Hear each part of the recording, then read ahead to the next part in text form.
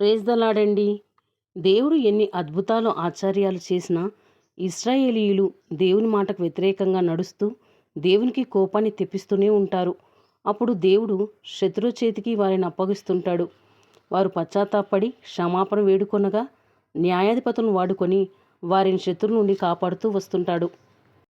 దేవుడు ఇశ్రాయేలీయులను మిద్యాను చేతికి అప్పగించినప్పుడు గిద్యోను మిద్యానీయులకు భయపడి గానుగ చాటున గోధుమలను దుల్లగొట్టుచుండగా యెహోవా దూత అతనికి కనపడి, పరాక్రమం గల బలాఢ్యుడా, యెహోవా నీకు తోడైయున్నాడు, నీవు వెళ్ళి ఇశ్రాయేలీయులను మిద్యాన్ల చేతిలో నుండి విడిపింపని దూత గిద్యోనుతో చెప్తుంది.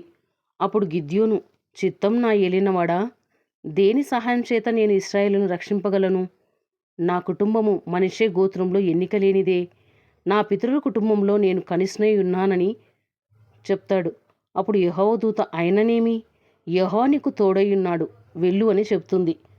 అలాగే గిద్యోను మిద్యానీయులను ఓడించి ఇశ్రాయేలును కాపాడతాడు. దేవునికి మనం పూర్తిగా సమర్పించుకున్నప్పుడు దేవుడు తన బలాన్ని, తన శక్తిని, తన ఆత్మనిచ్చి మనల్ని తన పనిలో వాడుకుంటాడు. నీవు ఏ విషయాలలో ఓడిపోతున్నావో ఆ విషయాలన్నిట్లో ప్రభు నీకు జ్ఞానమిచ్చి తన ఆత్మ ద్వారా నీకు సహాయం చేస్తాడు.